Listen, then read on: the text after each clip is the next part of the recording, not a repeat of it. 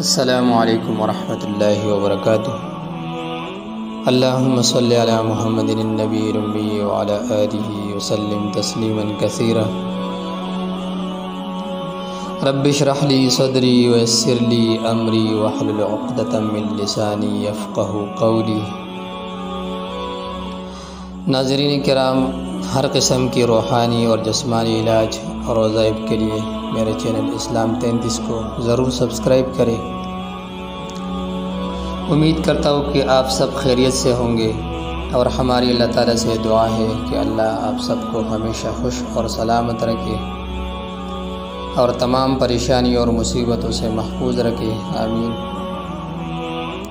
سامعین کرام، خواتین کے جسم میں اکثر رسولیہ بن جاتی ہے اور یہ جسم کے اندر فاسد مادے جمع ہو جاتے ہیں، اور اس کی وجہ سے یہ مسئلے خواتین کو آ جاتی ہے۔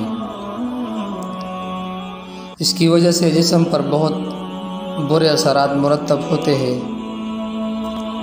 بیماری بھی اللہ کی طرف سے ہے اور صحت بھی اللہ کی طرف سے ہے۔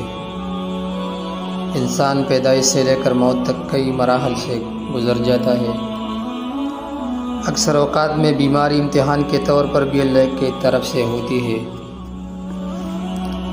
سامعین کرام، ڈاکٹر علاج کے ساتھ ساتھ روحانی علاج بھی کریں، کیونکہ مؤثر حقیقی صرف اللہ ہی کی ذات ہے۔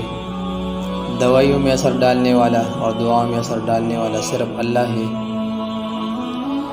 اور آپ کو جو پرہیز ڈاکٹر صاحب یا عامل صاحب یا علماء قارئین حضرات بتا دیں، اس کے ساتھ ساتھ وہ پرہیز بھی لازمی ہوتا ہے۔ پیارے بہن بھائیوں، ہم سب محتاج ہیں۔ انبیاء، صحابہ کرام، اولیاء اللہ، تمام مخلوق اللہ کی محتاج ہے، اور اللہ تعالیٰ کسی کا محتاج نہیں، وہ اللہ الصمد ذات ہے۔ اسی لیے ہر مشکل میں صرف اللہ سے مدد مانگے۔ اگر کسی کے پیٹ میں یا جگر میں یا سر میں رسولی ہو تو اس کے لیے عمل لے کر آیا ہوں۔ 27ویں پارے کے آخری سورۃ حدید کو ہر نماز کے بعد 1 مرتبہ اور سورۃ الفاتحہ کو 7 مرتبہ پانی پر دم کر کے وہ پانی پیے، اور ساتھ ہی جس حصے میں رسولی اس جگہ پر ہاتھ رکھ کر دم کرے، یہ عمل 40 دن تک کرے، انشاءاللہ العزیز اس عمل کی برکت سے اللہ تعالیٰ رسولی ختم کرے گا اور صحت بھی عطا کرے گا۔